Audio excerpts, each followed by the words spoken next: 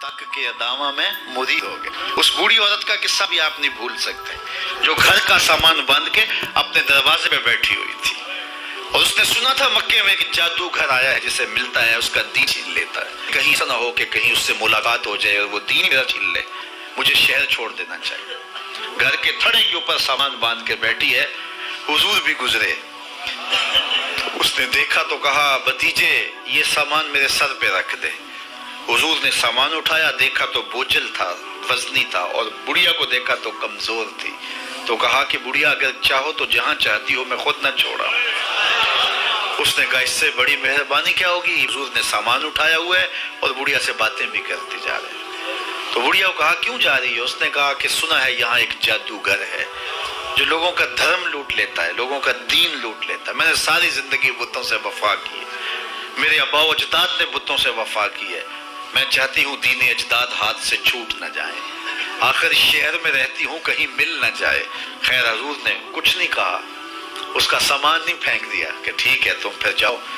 سامان اس کا اٹھایا اور جہاں تک اس نے جانا تھا سامان پہنچایا، سامان سپرد کر کے واپس پلٹنے لگے تو اس نے کہا بچے اپنا نام تو بتا دے، لوگ کہیں گے کہ مکہ چھوڑ آئی ہو تو بتاؤں گی ایک جادوگر کے دکھ سے چھوڑ آئی ہوں، تو وہ کتنا برا بھلا کہیں گے شہر مکہ کو کہ جس مکہ سے لوگ نقل مکانی کرنے پہ مجبور ہو گئے، تو میں انہیں یہ بھی بتاؤں گی کہ جس مکے میں جادوگر رہتا ہے اتنا اچھا نوجوان بھی رہتا ہے، تو تیرا نام لیا کروں گی، تیرے قصیدے پڑھا کروں گی۔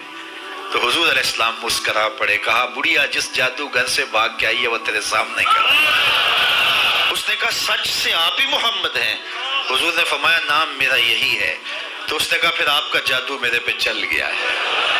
اللہ اکبر، تیری تک کے ادامہ میں مرید ہو گئے۔ لوگوں کی خدمت کریں، بوڑھوں کے کام آئیں، دکھیوں کے کام آئیں، مصیبت زدہ کے کام آئیں۔ حضور یتیم ہو کے یتیم پرور تھے، لاچاروں کی مدد کرتے، لوگوں کے گھروں میں پانی بھر کے دیتے تھے، اور دکھیوں کے کام آ جاتے اور مصیبت زدوں کے کام آ جاتے۔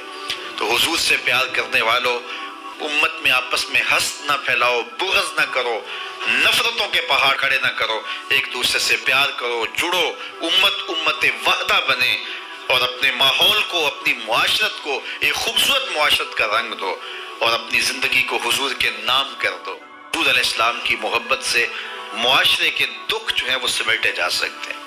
آقا کریم علیہ السلام نے محبت سے ہی معاشرت کو جو ہے وہ اپنے قریب کیا، اور لوگ ایمان کی دولت سے مالا مال ہو گئے۔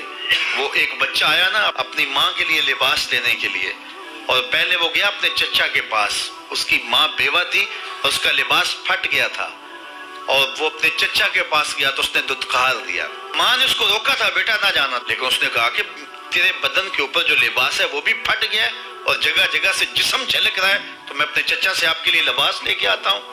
پھر جو رویہ اس نے اختیار کیا تو واپس روتا ہوا آ رہا تھا، تو کسی نے راستے نے پوچھا کہ کیا ماجرا ہوا؟ اس نے کہا چچا کے پاس گیا تھا ماں کے لیے لباس لینے، اس نے تو لا کے بھیج دیا۔ اللہ اکبر۔ تو اس نے کہا کہ جہاں سین حرم میں محمد نام کا ایک شخص بیٹھا ہوا ہے، اگر تو اپنا دکھڑا اس کے سامنے پیش کرے تو وہ امید ہے تمہیں رد نہیں کریں گے، لیکن سن لے ان کا دین کوئی اور ہے۔ اللہ اکبر۔ اپنے ماں کے پاس آیا تو ماں کو کہا کہ چچا نے تو لا کے بھیج دیا، لیکن آپ کی حالت مجھ سے دیکھی نہیں جا رہی۔ بچہ ابھی شعور کی منزلوں میں قدم رکھ رہا تھا، پہلے بہت چھوٹا تھا، اب اس کے اندر ایک جذبات تھے بچے کے اندر۔ تو ماں نے کہا کہ بیٹا نہیں ان کے پاس نہیں جانا، سنا ہے کہ جو ان سے ملے دین دھرم چھین لیتے ہیں اس کا۔ اللہ اکبر۔ تو حضور علیہ السلام کے پاس جانے سے ماں روکنے لگی، لیکن بچے نے کہا کہ امی میں پکا رہوں گا، بتوں کا وفادار رہوں گا، تم اس ٹینشن کو، اس پریشانی کو چھوڑ دو۔ اور حضور کی خدمت میں حاضر ہوا۔ حضور صحن حرم میں چادر اوڑھے بیٹھے ہوئے تھے، اور جا کے کہنے لگا میں پہلے بات آپ سے کر لیتا ہوں، آپ کا دین میں نے قبول نہیں کرنا۔ حضور مسکرا کے بولے بیٹا بتاؤ کس لیے آئے ہو؟ کہا میری ماں بے لباس ہے، میں آپ سے لباس لینے آیا۔ حضور نے چادر رحمت اتار کے اس کی کندھوں پہ ڈالی۔ اللہ اکبر۔ وہ واپس آ گیا اور ماں پر حضور کی چادر اڑائی۔ اللہ اکبر۔ اور ماں نے کہا کہ بیٹے اس نے اپنا دین تو نہیں تجھے دیا؟ کہا نہ میں نے پہلے کہہ دیا تھا تیرے دین نہیں مانوں گا۔ ماں کہنے لگی پتر اس کا دین ماننا چاہیے، یہ جس نے رحمت کی چادر ہمارے سر پہ تان دی۔ کچھ لوگ کہتے ہیں جی بس میں تو اللہ کی مخلوق کی خدمت کرتا ہوں، میں تو حج بھی نہیں کیا، اس کے پیسے بھی غریبوں کو دے دیے۔ وہ تبلیغ کرتے ہیں لوگ کہ جناب قربانی کے پیسے بھی اگر غریبوں میں دے دیے جائے تو یہ زیادہ اچھا ہے، ان کی مدد ہو جائے۔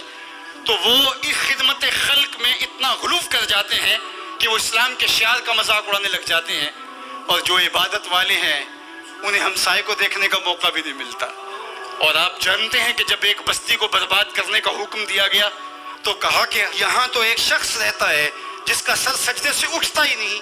کہا میرے بندوں کے اوپر قیامتیں ٹوٹیں اور ان کے اوپر ظلم اور جبر کے پہرے ہوں اور اس کے ماتھے پہ شکن نہیں آتا، اس کے سمیت ہی بستی کو لٹ کے رکھ دو۔ یار عبادت کرتے ہو لیکن ہمسایوں کا خیال بھی رکھو۔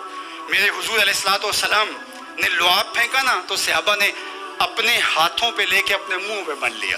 آپ نے عشق اور محبت کی لوک داستانیں بڑی سنی ہوں گی، لوگوں نے نہریں بھی کھو دی، لوگوں نے محبوبوں کے لیے کیا کچھ نہیں کیا، لیکن آج تک آپ کو ایسا نہیں ملا ہوگا کسی محب نے محبوب کا لعاب بھی چاٹا ہو۔ کائنات میں یہ انوکھا باب ہے۔ تو حضور علیہ الصلوۃ والسلام نے فرمایا کہ تمہیں اس چیز پر کس نے ابھارا کہ میرا لعاب بھی اپنے چہروں پہ مل رہے ہو؟ انہوں نے کہا اللہ اور اس کے رسول کی محبت نے۔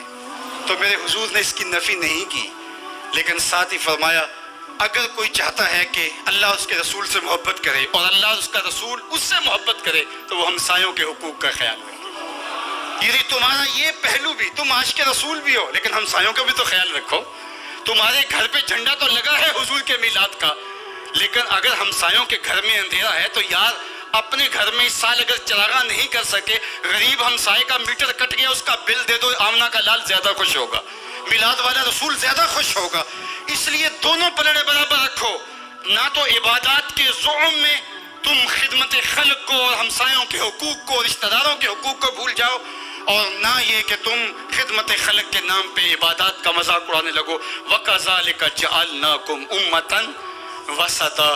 ادارت المصطفیٰ دونوں بازوں کے ساتھ اڑنے کی فکر رکھتا ہے، اور امت وسط کے مزاج کو لوگوں میں راسخ کرنا شروع ہوتا ہے۔